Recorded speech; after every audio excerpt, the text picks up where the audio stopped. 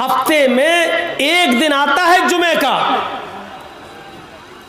जो बड़ा मुबारक दिन है और जिसके नाम पर अल्लाह ने पूरी एक सूरत ही नाजिल कर दी, सूरतुल जुमा। लेकिन सूरह जुमा नाजिल करते वक्त जुमे के दिन को बरकतों से नवाजने के बावजूद अल्लाह ने यह नहीं कहा कि पूरा का पूरा दिन तुम जुमे का सुभान अल्लाह और अल्हम्दुलिल्लाह में लगाओ, बल्कि क्या कहा, फ़ैज़ा क़ुदियतिस सलातु फ़ंतशिरू फ़िल अर्ज़, जब जुमे की नमाज पढ़ लो, इमाम साहब सलाम फेर दे तो अब मस्जिद में मत बैठो, निकलो। अब क्या कर रहे हो, नमाज हो गई, जाओ। अब बैठे हो अल्लाह सुभान अल्लाह, अरे नमाज हो गई, अब जाओ। अब क्या करो, ये भी अल्लाह ने कहा, फ़ंतशिरू फ़िल अर्ज़, अल्लाह का हक अदा हो गया, तुमने कर लिया, अब जमीन में फैल जाओ। जमीन में फैलकर क्या करो, वब्तगू मिन फज़लिल्लाह, अल्लाह ने जो रिस्क उतारा है उसको तलाश करो, अपने बीवी बच्चों के लिए मेहनत करो, कमाओ, रिक्शा चलाओ, जंगलों में जाकर लकड़ियां काटकर बाजार में बेचकर अपनी बीवी और बच्चे का पेट भरो।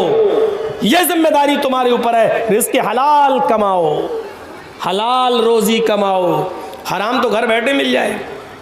एक फ़ोन कर दो, आपके बच्चे को नौकरी दिलवा रहे हैं, मेरे फलां से बड़े अच्छे ताल्लुकात, अच्छा अच्छा ठीक है, 50,000 रुपये भेज दो, आ गया।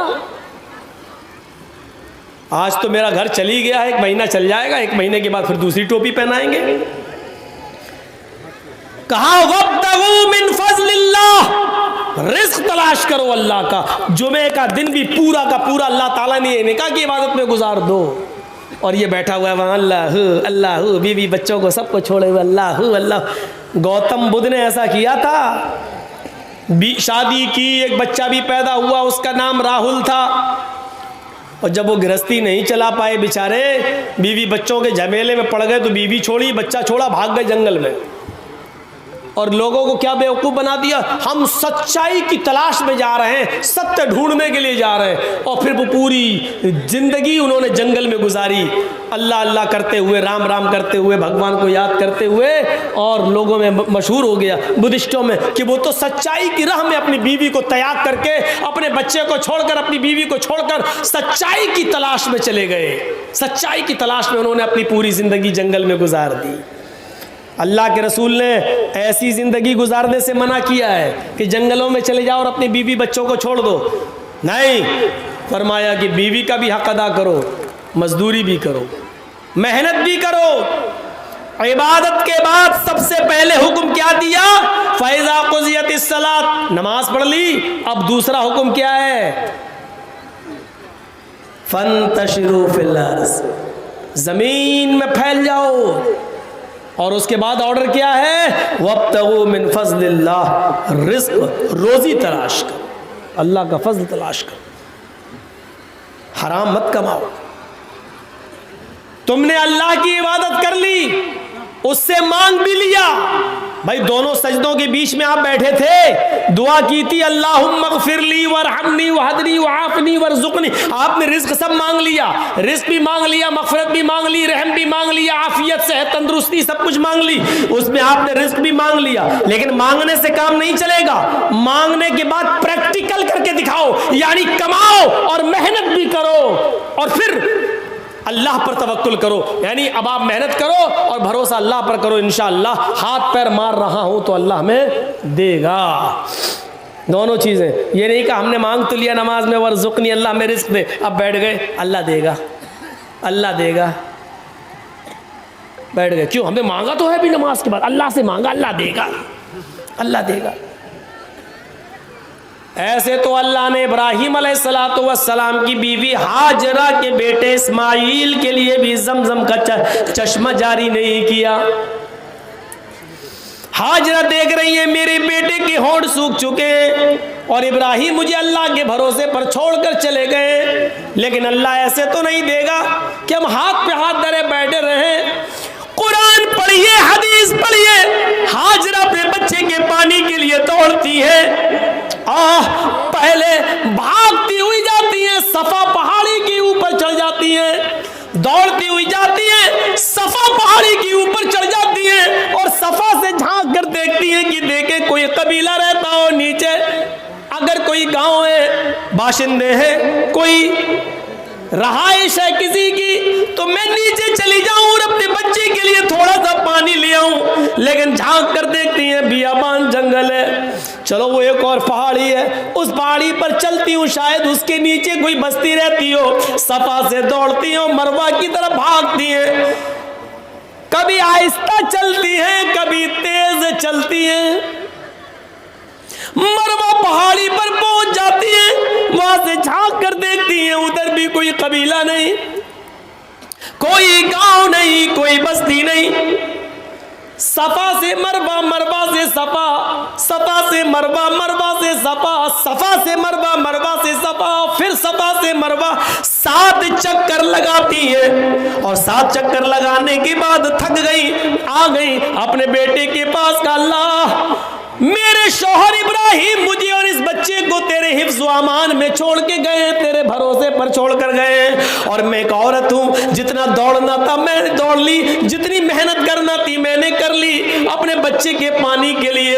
एक औरत साथ अपने मासूम और दूध पीते बच्चे को छोड़ कर कहां जा सकती है? अय अल्लाह मेरे बेटे के लिए पानी का इंतजाम कर दे। दिल से जो आह निकलती है वो असर रखती है, पर नहीं ताकत परवाज मगर रखती है। हाजरा की आवाज दिल से निकली थी, नजरें आसमान से नीचे की, क्या देखती है कि मेरा बेटा इस्माइल जिस जगह पर एड़ियां रगड़ रहा है, अल्लाह ने जिब्रील को हुक्म दिया अपना वहीं पर मारो। जिब्रील ने वहीं पर अपना पर मारा और वहीं से पानी का चश्मा जारी हो गया। जम पानी का चश्मा जारी हो गया। हाजरा ने पानी को बहते हुए देखा तो उसकी मुडेर बांधने लगी, ये बह ना जाए, पानी कहीं खत्म ना हो जाए। वो बेचारी मुडेर बांधने लगी, मिट्टी से खड़ा कर करके उसकी मुडेर बांधने लगी। अल्लाह के नबी ने फरमाया अल्लाह हाजरा पर रहम फरमाए, अगर हाजरा ने उस पानी को घेरा ना होता, उस पानी को घेरा ना होता तो अल्लाह ताला उस पानी को सारी दुनिया में पहुंचा देता, और जब सारी दुनिया में पहुंच जाता तो कदर खत्म हो जाती। जो चीज़ आसानी से मिल जाए तो उसकी कदर खत्म हो जाती है। आज गंगा जल की कोई कदर नहीं है। आदमी ले तो लेता है लेकिन जल्दी पीना नहीं चाहता, क्योंकि वो जानता कि गंगा में कितने लोग क्या क्या करते हैं, वो जानता है। लेकिन अकीदा है इसलिए ले आता है, बेचारा भरकर ले आता है। लेकिन आज उस गंगा की कोई कदर नहीं है। बस गंगा माँ है दर्जे में, लेकिन कदर क्या? उसी में लोग लैट्रिन कर रहे हैं, उसी में पेशाब कर रहे हैं, उसी में डुबकी लगा रहे हैं, उसी में नहा रहे हैं, सब कुछ कर रहे हैं, और फिर वही पानी पी भी रहे हैं, तो कदर खत्म हो जाती है। हाजरा बार बार पानी को रोक रही हैं और अपनी अबरानी जबान में बोलती जा रही हैं, जम जम जम जम, यानी रुक रुक, अरे ठहर, कहाँ जा रहा है, रुक रुक, ठहर ठहर। उस पानी का नाम ही पड़ गया जमजम। उन्होंने बोला था जम जम, रुक रुक रुक, अरे ये तो रुक कहती जा रही हैं। उस पानी का नाम, अल्लाह के रसूल ने भी उसको बदला नहीं, वही रहने दिया जो हाजरा की ज़बान से निकला था। बताने का मकसद ये है कि हाथ पे हाथ धरे हुए वो भी नहीं बैठी रही, अल्लाह पे भरोसा मेरे बेटे को पानी मिल जाएगा। दौड़ना उनको भी पड़ा। हाजरा दौड़ रही हैं। इब्राहिम अलैहिस्सलाम अपनी बीवी और बच्चे को अल्लाह पर भरोसा करके छोड़ गए और दावत तौहीद के लिए निकल गए। निकलना उनको भी पड़ा। हम लोग इतने बड़े मजबूत आदमी हैं कि एक जगह बैठ जाएं, अल्लाह अल्लाह अल्लाह अल्लाह करते रहे, हमें तो आसमान से मिलेगा। इसीलिए मैंने कहा कि ये जहां मिले समझ लो यह सबसे बड़ा हराम खोर है। ये बोझ है पूरे समाज के ऊपर, सोसाइटी के ऊपर ये आदमी बोझ है। मेहनत करना सीखो, मेहनत। तो बात थोड़ी सी आगे, आसिना साधु मनम, वो साधुओं की तरह रहेगा। साधु उसको नहीं कहते हैं, साधु उसको कहते हैं कि जिसके पास सब कुछ हो, बहुत कुछ हो, लेकिन उसने अपने ऊपर खर्च ना किया हो, सब गरीबों और मिस्किनों पर लुटा दिया हो। इसको क्या बोलते हैं? साधु। और अल्लाह के रसूल इस तारीफ पर फिर बैठते थे। सब कुछ था, अल्लाह के रसूल गरीब थे नहीं। जो कहता है अल्लाह के नबी गरीब थे वो कभी कभी ज़्यादा ही गुलू कर जाता है। अच्छा, कितने जानवरों की कुर्बानी कर लेंगे? मुश्किल से 1 बकरा, 2 बकरा, बहुत हुआ 3, या बड़े जानवर में आप हिस्सा डाल लेते हैं। 3-4 जानवरों से बड़ा अमीर आदमी भी 2-3-4 जानवरों से ज़्यादा कुर्बानी नहीं कर पाता है। लेकिन अल्लाह के रसूल सल्लल्लाहु अलैहि वसल्लम ने 100 ऊँटों की कुर्बानी की। और अरब के अंदर एक ऊँट बड़ा महंगा माना जाता है जिसको सुर्ख ऊँट कहा जाता है। सुर्ख ऊँटों की कुर्बानी की 100। जब अल्लाह के नबी ज़िबा करने के लिए तैयार हो गए, नहर करने के लिए, तो 63 ऊँटों को अल्लाह के रसूल ने अपने हाथ से नहर किया। और उसके बाद में आपने खंजर नेज़ा दे दिया हज़रत अली को, बकिया ऊँट हैं तो मेरे, लेकिन आप नहर करिए। तो बकिया जो 37 ऊँट बचे थे वो हज़रत अली ने 100 सुर्ख ऊँटों की कुर्बानी की थी अल्लाह के रसूल ने। 100 ऊँटों की कुर्बानी करने वाला गरीब होगा, लेकिन 100 ऊँटों की कुर्बानी करने के बाद वो गोश्त आपका पता नहीं चला, सब गरीबों और मिस्कीनों में बट गया। दूसरे दिन भी अल्लाह के नबी सल्लल्लाहु अलैहि वसल्लम के पास उसमें से कुछ नहीं रह गया। इसको कहते हैं जिसके पास सब कुछ हो लेकिन उसने अपने ऊपर खर्च ना किया हो, लोगों पर लुटा दिया हो, गरीबों और मिस्कीनों पर लुटा दिया हो। खदीजा अरब की बड़ी रईस औरत थी। अल्लाह के रसूल से जब निकाह हुआ तो खदीजा की सारी दौलत के मालिक अल्लाह के नबी बन गए। खदीजा ने अपनी सारी दौलत अल्लाह के नबी पर निछावर कर दी, लीजिए आप रसूल बन गए हैं, पैगंबर, मेरी दौलत आप दीन के काम में लगाइए। अरब की सबसे रईस औरत, और निकाह के बाद वो दौलत नबी के पास आ जाए। लेकिन ताज्जुब यह है, आज 18, 20, 22 साल का लड़का अभी दरी पे सो रहा है, चटाई पे सो रहा है, और 22 साल के बाद अगर उसकी शादी हो जाए तो फिर कहाँ सोता है? डबल बेड पर सोता है। क्यों? अब वो जो बिस्तर मिला है उसको ससुराल से, अब उस पे सो रहा, स्टाइल बदल गई। अभी तक साइकिल चला रहा था, शादी के बाद अब वो हीरो होंडा चला रहा है, स्प्लेंडर चला रहा है, यामा चला रहा है। अब तो और स्टैंडर्ड गाड़ियां आ रही हैं, वो चला रहा है। क्यों? ये भीख में मिली है। समझ गए ना? ज़्यादा रगड़ने की ज़रूरत नहीं है। साइकिल अपने पास से खरीदी थी, उसकी हिफाजत थी, बेचारी पंचर भी नहीं होने देता था। और मोटरसाइकिल जब मिली है तो हर स्पीड बढ़ रही। क्यों? फ्री की गाड़ी है। मेरे लड़की के बाप ने इंटरनेशनल फ़कीर समझ के दे दिया। ले, नहीं दे रहे थे तो नाराज़ हो रहा था, तो भिखारी समझ के दे दिया। अल्लाह के नाम पे जो मांगे वो फ़कीर है ना। इसने तो अपने बेटे के नाम पे मांगा, मेरा बेटा 5 लाख की दुकान पे बैठता है, तू 50,000 की गाड़ी नहीं दे सकता। तो अब आप सोचो, जो बेटे के नाम पे मांगे वो बड़ा फ़कीर है, या जो अल्लाह के नाम पे मांगे वो बड़ा फ़कीर है? फैसला खुद ही कर लो। अल्लाह के नाम पे मांगता उसको आप 10-5 रुपए देते हो, बेटे के नाम पे पूरी 50,000 की गाड़ी दे देते हो। चल रहा। अल्लाह के रसूल ने खदीजा से निकाह किया, लेकिन आपके रहने सहने की स्टाइल नहीं बदली। वही चटाई पर सोते थे, वही बिस्तर, खाने पीने की भी स्टाइल नहीं बदली, वही खाते थे जिससे पहले खाते आए। क्यों? क्योंकि आपने खदीजा की दौलत को अपने ऊपर इस्तेमाल ही नहीं किया, गरीबों और मिस्किनों पे लुटा दिया। इसको कहते हैं क्या? साधु। साधु वो नहीं होता है आजकल की तरह, ये भी अपने आप को साधु बोलता है। अभी इशारा ही करूँगा मैं, बकिया रिजल्ट आप निकाल लेना। ज़रूरी नहीं है कि मैं सब नाम लूँ और हर वक्त केसी करवाऊँ अपने ऊपर, बहुत हो चुके हैं, अब थोड़ा बचना भी चाहिए। ये भी कहता मैं तो फकीर हूँ, झोला उठाऊंगा चल दूंगा। अपने आप को साधु आज भी बोला जा रहा है। अब दुनिया, अब दिमाग से सोचो, करोड़ों रुपए के प्लेन पे सफ़र करता हो वो आदमी फ़कीर है।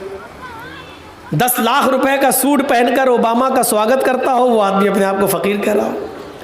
जिसकी जेब में पेन 1 लाख रुपए की कीमत का हो वो आदमी ये कहे कि मैं झोला उठाऊंगा चल दूंगा। कैसा लग रहा है ये जुमला? फकीरी का मजाक उड़ा के रख दिया गया। साधु उसको कहते हैं कि जिसके पास मालो दौलत की कमी ना हो, लेकिन उसने अपने ऊपर खर्च ना किया हो, सब कुछ गरीबों और मिस्कीनों पे लुटा दिया हो। और इस तारीफ में मोहम्मदुर रसूलुल्लाह पूरे फिट उतर। तो कितनी चीजें हो गई? अश्वमा शुगमा रूहा, पहली चीज बुर्राक, घोड़ा मिलेगा जिस बिजली से भी ज्यादा तेज रफ्तार से चलेगा। देवदत्त, जगतपति, देवदत्त अल्लाह देगा, जगतपति जो पूरी दुनिया के लिए रक्षक बनकर, रहमत बनकर आएगा, यानी मोहम्मदुर रसूलुल्लाह को, रहमतुल आलमीन को। दो चीजें। तीसरी चीज आसिना सादुत मनम, वो साधुओं की तरह रहेगा, यानी उसके पास मालो दौलत की कमी नहीं होगी, लेकिन वो मालो दौलत अपने ऊपर खर्च नहीं करेगा, बल्कि गरीबों और मिस्कीनों में लुटा देगा। और चौथी चीज ष्टेश्वर्या गुणन्विता, आसिना साधुमनम षटेश्वर्या गुणन्विता, वो 8 खूबियों का मालिक होगा। ष्टेश्वर्या गुणन्विता, 8 खूबियों का वो मालिक होगा, उसके अंदर 8 खूबियां पाई जाएंगी। अब वो 8 खूबियां क्या हैं, इसको समझ लीजिए आप। इसको समझ लिया तो सब कुछ समझ लिया। महाभारत देखिए, 8 खूबियां उसके अंदर पाई जाएंगी। 8 खूबियों में पहली खूबी अल्पभाषी, दूसरी खूबी बहुभाषी, तीसरी खूबी ज्ञानी। ये 8 चीज़ें याद रखना, 4-4 करके। और फिर से कह रहा हूं मैं, इसको अपने दिमाग में रखिएगा। मैं किसी को भी खड़ा करके पूछ सकता हूं ये 8 चीज़ें क्या हैं, मेरा कोई भरोसा नहीं, मैं किसी को भी खड़ा करके पूछ सकता हूं। गौर से सुनिएगा। अल्पभाषी, ये तो नाम ही ऐसे मौलाना, 8 क्या 2 ही याद नहीं रहेंगी। सुनिए, अल्पभाषी, दूसरी चीज बहुभाषिता, बहुभाषी, तीसरी चीज ज्ञानी, महाभारत में लिखा। चौथी चीज श्रुतु ज्ञानी। 4 चीजें याद हो गई। अल्पभाषी 1, बहुभाषी 2, ज्ञानी 3, श्रुतु ज्ञानी 4। ये 4 एक तरफ रखिए। अब 5वीं चीज पे आइए, पराक्रमी। 6ठी चीज दानी। 7वीं चीज कृतज्ञ। और 8वीं चीज दयावान। यूपी के चीफ मिनिस्टर योगी को भी मालूम नहीं होंगी, राम भक्त हैं, लेकिन महाभारत की 8 चीज़ें उनको मालूम नहीं होंगी। और उनको क्या, इनको भी मालूम नहीं होंगी, फ़कीर साहब को। राम के नाम पे बस ज़िंदगी काटेंगे, लेकिन किताबों से कोई वास्ता नहीं। और अगर किताबें पढ़ लें अपनी, सच कहता हूँ, जो हिंदू धर्म को सच्चे दिल से अगर पढ़ ले, तो वो ऐसा हो नहीं सकता जैसे ये आज है। मैं दावे के साथ कह सकता हूँ। अब सुनिए एक एक का मतलब। पहली चीज क्या बताई थी मैंने? अल्पभाषी। 8 खूबियां उसके अंदर होंगी। पहली खूबी अल्पभाषी, कम बोलने वाला, बहुत कम बोलेंगे। कम बोलने वाला आज कोई दिखता ही नहीं है। और एक बेचारा था, वो बिल्कुल ही कम, वो बोलता ही नहीं था, इनसे पहले वाला मनमोहन सिंह। वो बेचारे बोलते ही नहीं थे, हंसते रहते थे। और ये बेचारे चुप नहीं रहते हैं, ये बोलते ही रहते हैं। इनको खुद नहीं मालूम हम बोल क्या रहे हैं, झूठ है कि सच है। सऊदी अरब में गए थे हमारे हजरत, तो वहाँ के बादशाह से कहने लगे तोप देखकर कि ये कितना फेंकती है, मतलब इस तोप की रेंज कितनी है। तो वह सऊदिया के बादशाह ने कहा वल्लाही आपसे कम फेंकती है। हो गया जवाब, जो कहना था मैंने कह दिया। इन्होंने पूछा कि ये तोप की रेंज क्या है, कितना फेंकती है ये, तो उन्होंने कहा वल्लाह आपसे कम फेंकती है। तो समझ गए ना कि कोई इतना फेंके कि उसका नाम ही मशहूर हो जाए, फेंकू। तो ये तो बड़े ताज्जुब की बात होगी कि लोग उसको फेंकू के नाम से जाने लगे। तो ये तो एक अचंभे की बात है, ताज्जुब की बात है। और मौलाना अबुल कलाम आज़ाद ने यही तो कहा था, किसी भी झूठ को सच करना हो तो इतना फेंको, इतना उसको इतना बोलो कि सुनने में वो सच लगने लगे, ऑटोमेटिक वो सच हो जाएगा, ऑटोमेटिक। यही हो रहा है आजकल, यही है। अल्पभाषी, कम बोलेंगे, ये नहीं कहा कि बिल्कुल नहीं बोलेंगे, कम बोलेंगे। अल्लाह के नबी इतना कम बोला करते थे, इतना कम बोला करते थे, इतना कम बोला करते थे। मुस्लिम शरीफ किताबुस सलाम के अल्फाज है कि यहूदियों का एक गिरोह नबी अकरम के घर पे आया, दरवाजे को दस्तक दी। अल्लाह के नबी ने दरवाजा खोला, यहूदियों के इस गिरोह ने नबी के घर में आने से पहले नबी को देखा तो कहने लगे अस्सलामु अलैकुम, अस्सलामु अलैकुम। अस्सलाम नहीं कहा, क्या कहा? अस्सलामु अलैकुम या रसूल अल्लाह, आए अल्लाह के नबी आप पर मौत हो। ये नहीं कहा अस्सलामु अलैकुम आप पर सलामती हो, बल्कि यहूदियों के इस गिरोह ने क्या कहा? अस्सलामु अलैकुम, और जल्दी में कहा अस्सलामु अलैकुम, ताकि पता ना चले, शक ना हो जाए। अस्सलामु अलैकुम या रसूल अल्लाह, अल्लाह के रसूल आप पर मौत हो, आप बर्बाद हो जाएं। तो अल्लाह के नबी सल्लल्लाहु अलैहि वसल्लम कुछ मशकूक हो गए हैं, इसने सलाम कहा कि साम कहा। अब वालेकुम अस्सलाम कैसे कह दूँ इनको, जो आदमी हमारे लिए मौत भेज रहा है और हम कहें सलामती हो तुम पर? तो पता नहीं ऐसा ना हो कि अगर मैं वालेकुम अस्सलाम कह दूँ तो ये बुरा मान जाए और ये कहने लगे कि हमने तो सलाम कहा और आप हमें मौत भेज रहे हैं। तो अल्लाह के रसूल ने बहुत मुख्तसर जवाब दिया, वालेकुम, न सलाम कहा न साम कहा। क्या कहा आपने? वालेकुम, जो तुमने मुझ पर भेजा हो तुम पर हो गया काम, बात ही खत्म होगी। इतना कम बोलते थे अल्लाह के रसूल। और इसी तालीम का नतीजा था कि अल्लाह के रसूल ने यह फरमाया था कि अपने ऊपर इस जबान को रोको।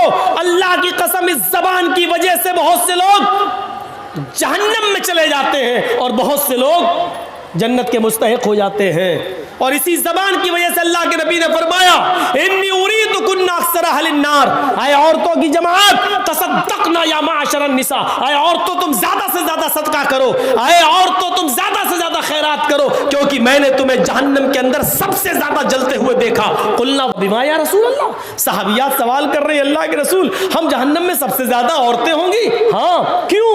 वजह तो बता दीजिए ताकि वो चीज हम यहां से खत्म करें। तो अल्लाह के रसूल ने फरमाया, तुकसिर लान व तकफुरन आशीर, तुम्हारी जहन्नम में जाने की दो वजह ज्यादा है। क्या क्या?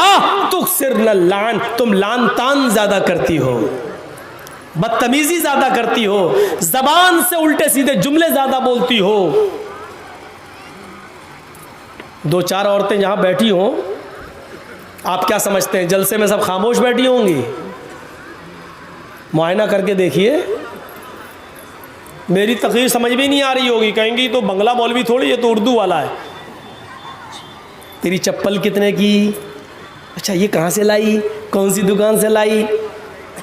ये सूट कितने का, ये साड़ी कितने की? आज तो उनकी ईद हो गई, जलसा होता है तो ईद का दिन होता है औरतों के लिए। चार औरतें कहीं बैठ जाएं वो चुप नहीं रह सकती, इतनी सारी कैसे चुप रहेंगी? मछलियाँ पक रही होंगी, अच्छा है कि दूर इंतज़ाम किया जो यहाँ तक आवाज़ नहीं आ रही, वरना बहुत सी जगह तो बिल्कुल करीब में कर देते हैं कि जर्जी साहब भी डिस्टर्ब होते रहते हैं, इनकी सुने कि अपनी सुनाएं। किसी बादशाह ने कहा था ना कि जो सबसे बड़ा झूठ बोलेगा उसको सबसे बड़ा इनाम देंगे। तो झूठों की कमी तो थी नहीं, एक आया झूठ बोला ना हक, कोई बड़ा नहीं। हमारे साहब अगर उस ज़माने में होते तो सबसे बड़ा अवार्ड इन्हीं को मिलता कि तुम वाकई तुम ही से अवार्ड के लायक हो। बड़े बड़े झूठे आए, फेल कर दिया बादशाह ने, नहीं तुम अवार्ड के मुस्तहिक नहीं हो। एक और आया लास्ट में, कहने लगा मेरा भी झूठ सुन लो। का क्या? आज मैं रात में सोया, मैंने ख्वाब में देखा कि जहाँ तक मेरी नज़रें जा रही हैं औरतें ही औरतें बैठी हुई हैं। बादशाह कहता भग, ये कोई झूठ है? अरे ख्वाब में हो सकता है देखा हो, झूठ बताओ। उसने कहा पूरी बात तो सुनो मेरी, का क्या? मैंने ख्वाब में देखा कि जहां तक मेरी नजरें जा रही हैं सारी औरतें बैठी हुई हैं और सब खामोश हैं। बादशाह कहता क्या? का सब खामोश है? कहता हट, ये नहीं हो सकता। तो क्यों? का मेरा तजर्बा है, 2 औरतें एक साथ बैठ जाए तो खामोश नहीं रह सकती। तू कह रहा है इतनी औरतें सब खामोश? इससे बड़ा झूठ तो कोई हो ही नहीं सकता। तू सबसे बड़ा अवार्ड के हकदार है। उसको सबसे बड़ा अवार्ड दिया बादशाह ने। तो हमारी माँ बहनें ज़रा संभल के रहें, वरना ऐसी बातें हम बोलते ही रहेंगे और वो समझेंगे मेरी बेइज्जती हो रही है। तो मेरे भाइयों, लान तान अबू बकर सिद्दीक तो ज़बान खींचा करते थे ये, और कभी कभी मिसवाक कान से निकालते थे हजरत अबू बकर और ऐसे मिसवाक से मारते थे। लोग पूछते ये क्या कर रहे हैं? कहा इसको कंट्रोल कर रहा हूं। अल्लाह के नबी ने फरमाया इस जबान की वजह से बहुत से लोग जन्नत में चले जाते हैं और बहुत से लोग जहन्नम में चले जाते हैं। इस जबान पर अगर हमने काबू पा लिया तो सब काबू पा लिया। खुद अल्लाह के नबी सल्लल्लाहु अलैहि वसल्लम ने फरमाया तुम 2 चीज़ों की जमानत मुझे दे दो, मैं तुम्हें जन्नत की जमानत देता हूँ। कहा वो कौन सी चीज़ है? फरमाया अल फमु वल फर्ज, एक मुंह, एक ज़बान की ज़मानत मुझे दे दो कि जो बोलोगे सही बोलोगे और गलत बात इसका इस्तेमाल नहीं करोगे। और दूसरी शर्मगाह, यानी जिना नहीं करोगे, और शर्मगाह का जायज़ इस्तेमाल यानी शादी के बाद अपनी बीवी के साथ मिलोगे और किसी की तरफ नहीं देखोगे। तो ये 2 चीज़ों की ज़मानत तो मुझे दे दो, मैं तुम्हें जन्नत की ज़मानत देता हूँ। ये अल्लाह के नबी सल्लल्लाहु अलैहि वसल्लम ने गौर कर लिया। अल्पभाषी, कम बोलने वाले होंगे। कम बोलने की आदत डलवाने के लिए अल्लाह के रसूल ने रमज़ान के महीने में एतिकाफ रख दिया। आदत डालो, ज़बान पर कंट्रोल करो, एतिकाफ में बैठो। ये 10 दिन जब तुम कम बोलोगे और अपना ज़्यादा से ज़्यादा वक्त जिक्र और अस्कार में लगाओगे तो तुम्हारी आदत बन जाएगी। ज़बान का गलत इस्तेमाल करने से तुम रुक जाओगे। ऐसे काम बताए हैं अल्लाह के नबी सल्लल्लाहु अलैहि वसल्लम ने जिन पर अमल करके हम ज़बान को गलत गीबत, चुगली, हसद, कीना, बुग़्ज़, इनाद, दुश्मनी से रोक सकते हैं। पहली चीज़ क्या बताई महाभारत में? कम बोलने वाले होंगे। ये सिफत अल्लाह के नबी के अंदर पाई जाती थी। दूसरी सिफत बहुभाषिता, मुस्तकबिल की, भविष्य की बातें बताएंगे। मुस्तकबिल की बातें, भविष्य की बातें बताएंगे। इसका यह मतलब नहीं कि वो आलिमुल गैब होंगे। अल्लाह ताला जो नबी अकरम को बताएगा, जिब्राइल जो बताकर जाएंगे, वो अल्लाह के नबी लोगों को बताएंगे। मा यंतिकु अनिल हवा, मेरे नबी अपनी जबान से अपनी मर्जी से कुछ नहीं बोलते। इन हुवा इल्ला वह्यु यूहा, वो जो कुछ भी बोलते हैं अल्लाह की तरफ से वही के आ जाने के बाद बोलते हैं। मुस्तकबिल की, फ्यूचर की बातें अल्लाह के नबी ने बताई। ऐसा होगा, कयामत से पहले ऐसे होगा। जिन मकानों में तुम रहते हो उनकी दीवारों से गाने की आवाजें आएंगी, आ रही हैं।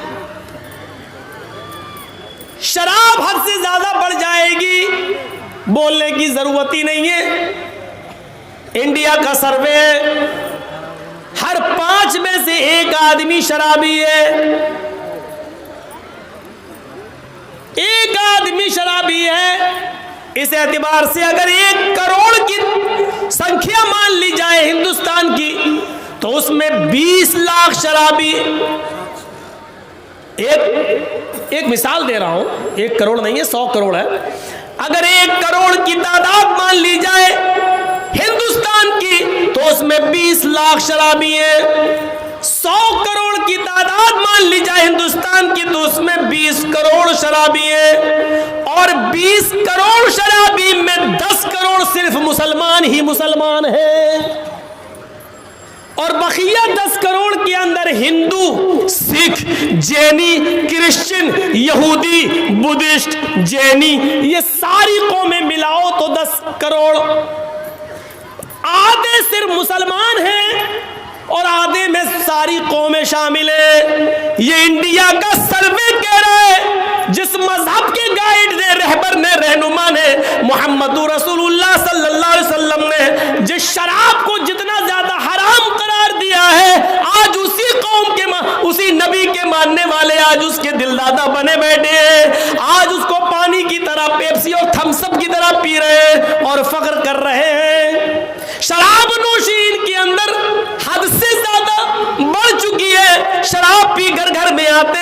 माँ को माँ नहीं, बहन को बहन नहीं और बेटी को बेटी नहीं समझ रहे हैं। माशाल्लाह। ये 5,000 रुपये, हाँ 5,000 रुपये हबीबुर रहमान साहब ने दिए हैं, अल्लाह ताला इनको जज़ाए खैर अता फरमाए। तो मेरे भाइयों सुनिए, ये अंदाज़ा लगा सकते हैं आप, आज ये शराब नोशी हमारे मुस्लिम मुआशरे के लिए वबाल जान बनी हुई है। बहुभाषिता, वो मुस्तकबिल की बातें बताएंगे। वह यकसूरत जिना, जिना की कसरत होगी, हो ही गई है। जिना के असबाब इतने पैदा हो चुके हैं कि जिसके ऊपर हम जितना भी मातम करें कम है। 10-10 और 12-12 साल की लड़कियां मोबाइल इस्तेमाल कर रही हैं। अब तो ऑनलाइन पढ़ाई के नाम पर बड़ी आसानी से उनके माँ बाप भी दे देते हैं मोबाइल का इस्तेमाल। वो इस 1 साल के लॉकडाउन में इतना सीख गई हैं, इतना सीख गई हैं कि उनको जो जियो की तरफ से और एयरटेल की तरफ से मिलने वाली 1 GB 1.5 GB उनको पूरे दिन इस्तेमाल करना है।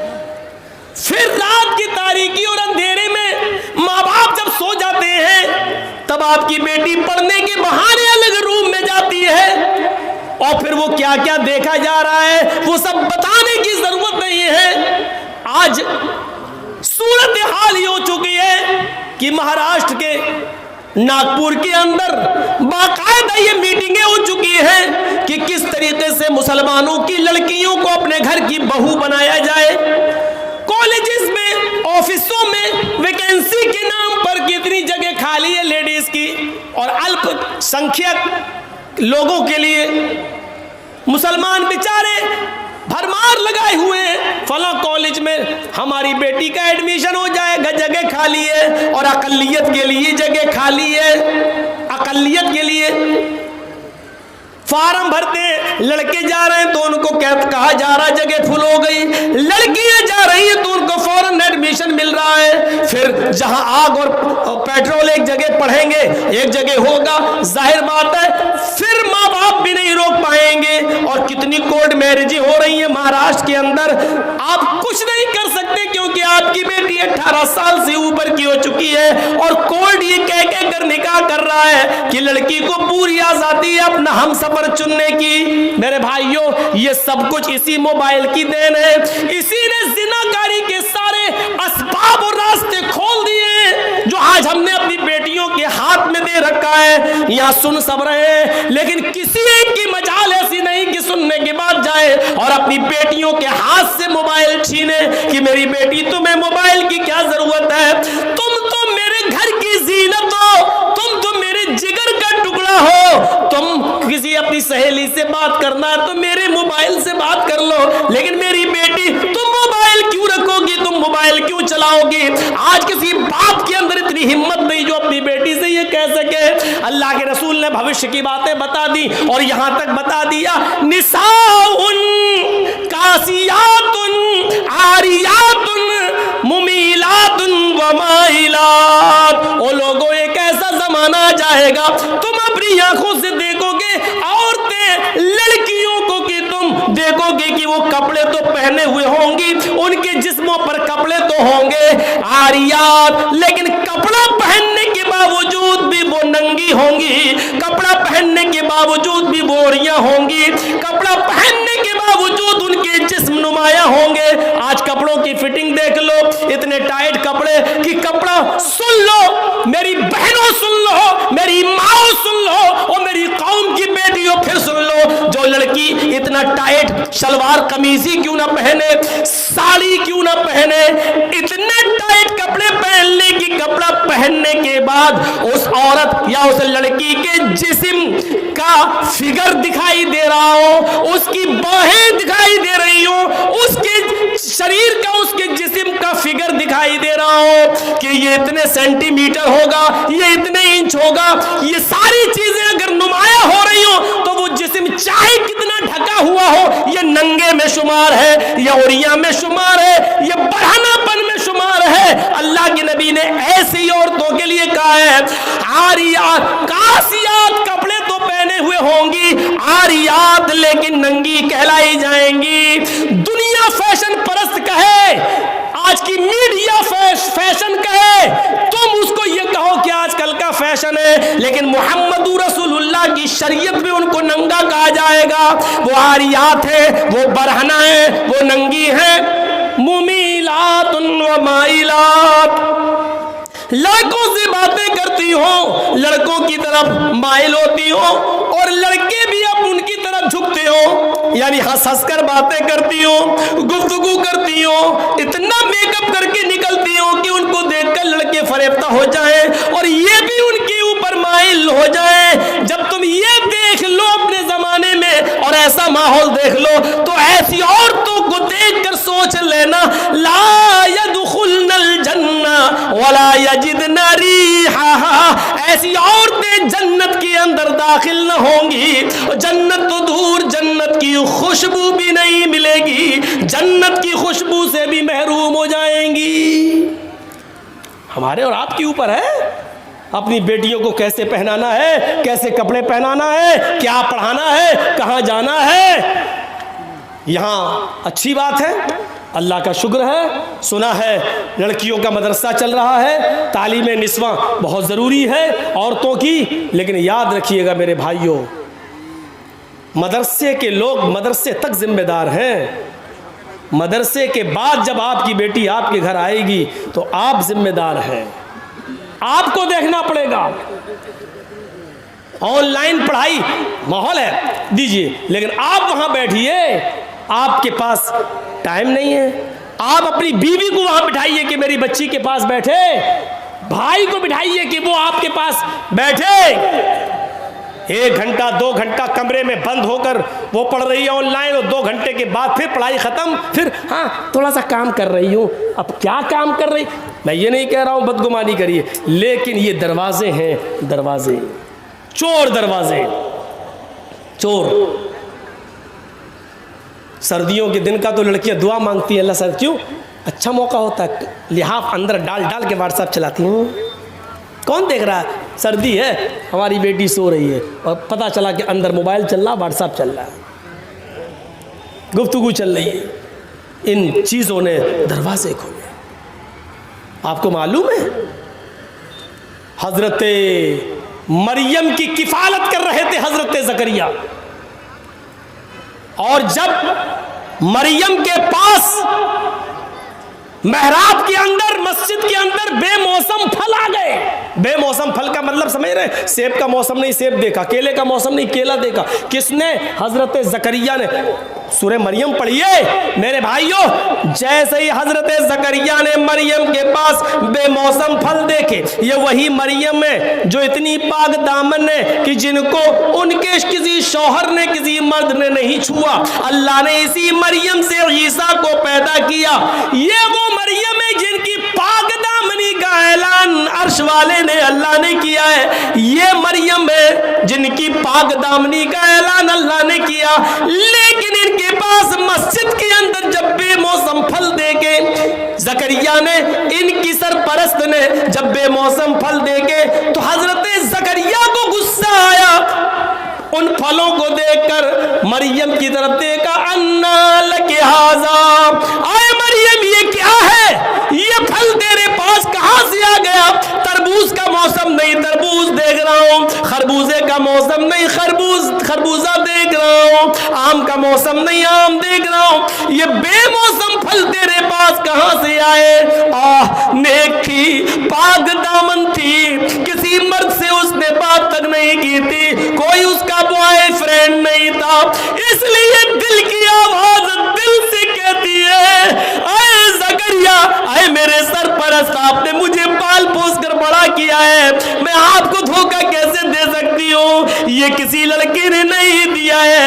यकीन कीजिए आपकी दी हुई तालीम का असर मेरे ऊपर चढ़ा रहेगा, ये किसी बॉयफ्रेंड ने नहीं दिया है। क़ालत हुआ मिन इंदिल्लाह, चीख कर कहती है मरियम, आए मेरे सरपरस्त, ये अल्लाह की तरफ से आए हैं, ये बेमौसम फल कोई फरिश्ता लाया है, किसी लड़के का इसमें कोई हाथ नहीं। जब मरियम की क्लास ली जा सकती है, जब अल्लाह की इस नेक बंदी की क्लास ली जा सकती है, और इसका सरपरस्त बेमौसम फल के बारे में मरियम से पूछ सकता है, तो आपको अपनी भरोसा हो गया है, कैसे सवाल नहीं करते। ये मोबाइल तेरे पास कहां से आया है? तू घर से गई थी, तेरे हाथ में रुमाल नहीं था, अब ये रुमाल तेरे पास कहां से आया है? तू घर से एक किताब लेके निकली थी, अब ये 3 किताबें और कॉपी लेकर आई, ये कहां से आई है?